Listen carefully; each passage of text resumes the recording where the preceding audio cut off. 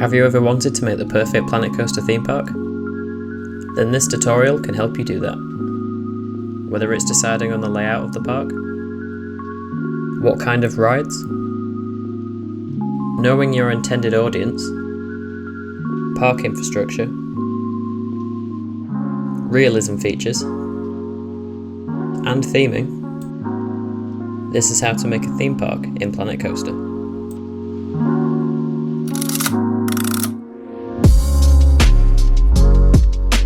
Who is the park for? The first thing to decide is the intended audience of the park, as this will form the intentions of the park when designing it. Is it designed for thrill seekers, families, or both? These are all important factors and will give your park a clearer vision when you're creating it. Park layout.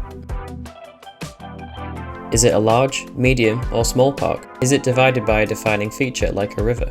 Does it have a large central plaza with paths leading off to other parts of the park? Or a more random freeform layout where there's paths leading everywhere? No layout is right or wrong, just think about how the layout of the park can help guests not get confused when they're walking around.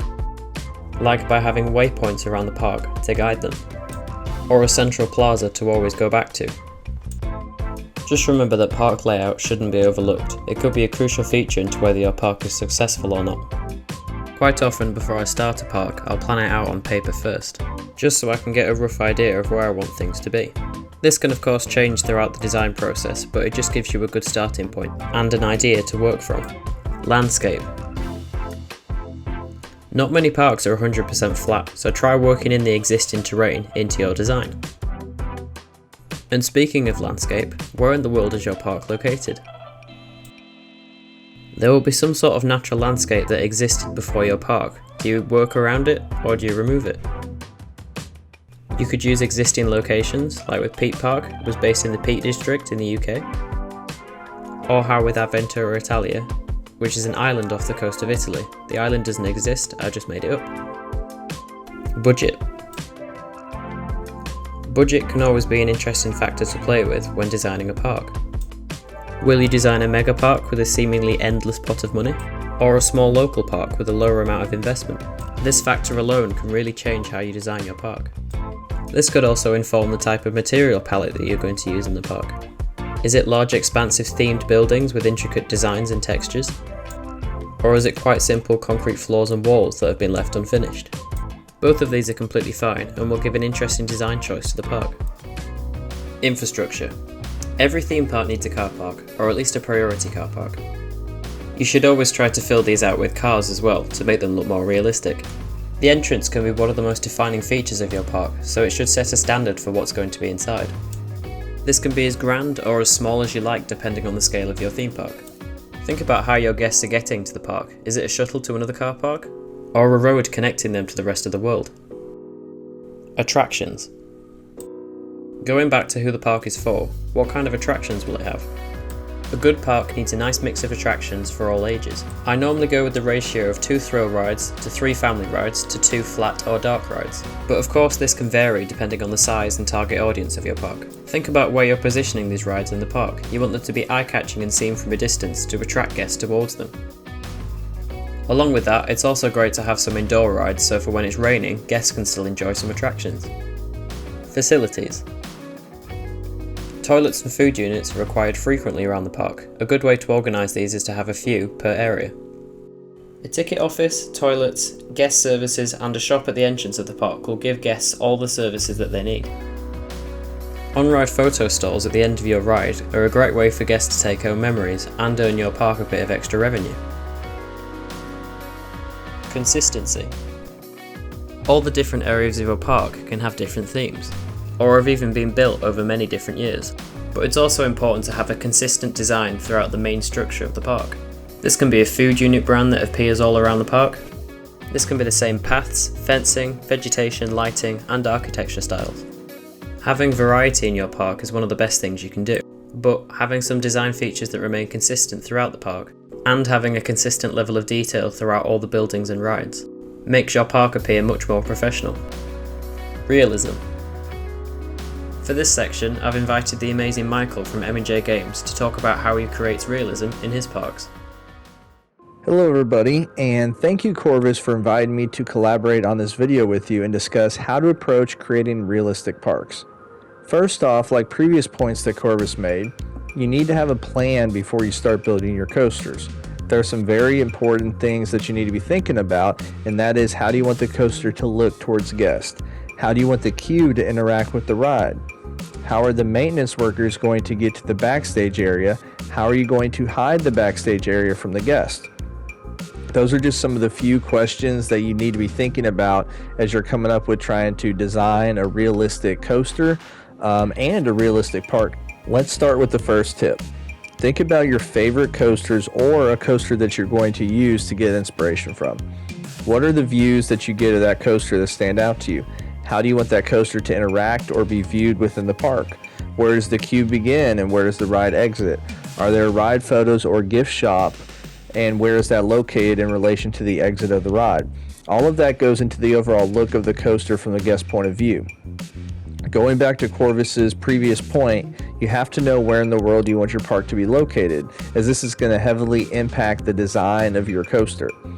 This should help you come up with the placement of the coaster as well. So does the coaster run along the path to where the entire layout is visible to guests? Or does it go off into the woods where, from the guest point of view, you can't really see much of the coaster? Which way is the lift hill facing? There are so many details to keep in mind when you're designing a coaster for your park. Once you have all the details of the aesthetics of the coaster determined, then you need to come up with a layout. The way that I approach the layout is figuring out how I want the backstage area to fit within the ride. I first start off with building the lift hill. After that, instead of building the actual elements and layout, I go behind the station and I build the brake run, because I need to kind of have an idea of where I want the ride to end and how the maintenance area is going to interact with the ride and so forth. I know it is tough to find Google images of backstage areas to find that realism aspect of it, and most of us don't work in theme parks where we've got access to be able to take actual pictures of backstages. So one thing I like to do if I can't find much on Google Image is I like to look on YouTube, look at some PC creators, some console creators, download some parks on the workshop that have that. Once you have figured out how you want the backstage area to look, you can then complete the rest of the layout. It helps to think of a real life coaster that you want to model your coaster after. Then you can look up photos, Google Maps, YouTube videos, and POVs to help you come up with a realistic design. Sometimes you can even find blueprints of coasters online. It takes time to get good at building coasters, and CORVUS is one of the best at getting the correct shaping for the coaster model that you choose. The advanced builders in Planet Coaster build coasters that are realistic for that specific model in real life. For example, if you're going to build a 300-foot coaster, you'd most likely use the Rage model because it represents a B&M Giga. You could also use the Invincible model, as that is modeled after Millennium Force. And I believe the Time-At is the one that's modeled after I-305, but you'd use different cars instead of the wing cars. Some of the newer models have unique shaping on the elements, so that it is important to play around with different track sizes and learn how to create some of the unique elements. Next, you need to figure out how you want to integrate the backstage areas around the coaster. How are the maintenance workers going to get their trucks back there? Is there a connection to the main path or a maintenance road? What does the transfer track building look like? There's a lot that goes into creating that realism vibe to the transfer track. Do you want to use a spare train on the transfer track? How many tracks are you going to have? Is your coaster storage indoor, outdoor? Do you have electrical outlets powering the transfer track? This is just touching the surface on how detailed you can get with realism. Now, I know we do not have TMTK like PC players, but you can get creative with the art pieces to make custom cabinets, electrical boxes, and even switch panels. The Archer animatronic is a great piece to use to represent the scale of the space that you are building. If you're just starting out making backstage areas, then start off small with something that you know you can handle. Create a small area behind a building with some trash cans and some basic stuff, kind of representing a small backstage area just for the employees. As with anything in this game, it takes patience, research, and a lot of effort to make transfer tracks look realistic. In terms of making the actual transfer track, you can use the iron girders as your guide or your supports going across. I then like to use the locomotive rail to represent a metal bar where the track would slide across. How you build the vertical supports is up to you, as there are many different pieces that you can use in the custom supports section of the building tab. The last thing that is important is unity across your park. You want to make sure all of your rides, buildings, and coasters are accessible by maintenance staff in terms of the backstage. When you are doing the initial planning of your park, it is wise to think about how and where your access roads are going to be. So that is just a little bit of advice that I have on how to go about creating realistic coasters, but then also adding a lot of realism to your park. Thank you, Corvus, once again for inviting me to help you out and collab with this video. Thanks for joining me, Michael. If you want to check out the M&J Games channel, where you can see Michael and Jasmine's own parks and lots of other spotlights, check out the link in the description. Theming. For this section, I've invited the amazing YannBK1608 to talk about how he creates the amazing themed areas in his parks. Life is not a problem to be solved, but a reality to experience. Soren Kierkegaard. Bonjour everyone! I am YannBK1608, your favorite friendly Frenchman, and welcome to the theming section of this video. Theming a park is what will enhance the experience of your guests and the players who visit your park thanks to the workshop. First of all, from a gameplay perspective, every single one of your attractions have a prestige meter. This will tell you how attractive your attraction is to a guest, and even though the layout helps a lot thanks to the excitement rating, the theming is not something to neglect. It's simple. Every piece of theming, no matter how randomly placed near the ride or the queue, will increase the prestige meter of your attraction. Of course, randomly placed theming pieces are not helping to make your park a unique experience. Remember that whoever visits your park from the workshop, they will seek an experience out of it. Hence the quote from Kierkegaard I have used at the beginning of my section. Life is not a problem to be solved, but a reality to experience. I'm using this quote in the sense that you shouldn't approach theming as a problem to solve, but something to experience.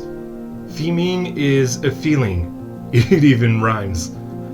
It's going through the entrance of a ride, through its queue, riding the attraction and going through the exit, and at the end, it all felt right. Theming in Planet Coaster is not only about creating fantastic worlds, it's about creating something that feels complete. It's about creating an experience. Let's use two simple examples, one for realism builders and one for highly themed builders. The two keywords for both of you will be immersion and experience. For realism builders, ride interactions with the paths or queues will be what makes your experience compelling. I would assume that if you're playing Planet Coaster, you've at least been to one theme park in your life. If not, well, get out there, touch some grass, then come back in. Being in a queue is something long and often boring, so theme parks want to make you feel like it's not. The main idea here is sightlines. Let's say we're queuing for a coaster and let's make it Red Lightning, the new Gen Blitz from Corvus's Adventura Italia. The first half of the queue takes you under the coaster, which is great because you're gonna go quickly through this part and wonder about riding this, saying things like, "This coaster looks ace," and your American friend in the queue will answer, "For sure." Then you'd be going into the building, putting your loose items in a locker, and you're left with no phone, having to engage socially about anything really, most likely about the coaster. And at the final turn of this room, there's a window with a view on the coastline and Red Lightning passing by. Finally, you make it to the station and you're ready to ride this Intamin Blitz. You're greeted by this great modern station overlooking the water. You get on board and of course, knowing Corvus, it's an amazing coaster. So you exit, happy, the adrenaline's still rushing, don't forget to get your things in the locker, and you just can't talk about anything else because the experience was complete, authentic to a real-life coaster. That's why theming is important, even to a creator who wants to ground their park in reality. It's a reality to experience. For highly themed builders, it's all about immersing your visitor in a world or a story that will hook you right as you enter the queue line. Again, if you've ever been to theme parks like Disney's, Universal's, or even Europa Park and Phantasialand to avoid staying on one side of the Atlantic, you know how rides tell stories from the entrance to the exit to keep you hooked. Let's say we're now queuing for the Convergence, my Gerstlauer multi-launch coaster from Parc Ciel Bleu. You're greeted by this ominous manner, and once you get inside, there are a lot of details. 4 colors are dominating the room, a planetarium is there, a blackboard with a message written on it, and it tells us information to understand a bit of what is going on. An apprentice of a scientist wants to harness the power of the Fibonacci convergence in our solar system, which will merge the 4 elements together.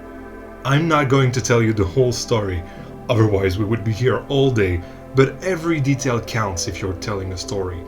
But it all culminates into us riding through the 4 elements during the coaster. 4 launches, 4 elements, 4 sections inspired by them and lit accordingly. Your theming doesn't necessarily need a story, it needs a feeling, and here the mad science and fantastic feelings were paramount. And also I hear you ask in the back, can't we make realistic theming in Planco? The answer is of course you can! Parc Ciel Bleu is a park grounded in realism, an eco-park even, so I had to find a way to make everything feel realistic and eco-friendly too. Any other question? How does one come up with originality? One doesn't. One steals from existing things. That's it for me, hope you like my section on theming. Corvus, back to you. Wait, come on, you didn't really think I would end it like that, huh? Originality doesn't come from stealing, and of course this goes without saying, but don't steal from other people's creations. What you can do is not make what you've seen before. Take the concepts of existing things and take them further, make them better or different. And something extremely important too, learn to let go while building. Your mind will block you because it is humanly impatient. The key with making something truly original is not the concept, it is patience. Because let me tell you a secret, everything is original because everyone has a singular experience of everything. Life is not a problem to be solved, but a reality to experience. Thank you so much for joining me, Yann, and to check out his amazing first park series and his new park series Simple Park, check the link in the description. So there you have it, now you know how to create the perfect theme park in Planet Coaster. Thank you so much for watching, and I'll see you in the next video.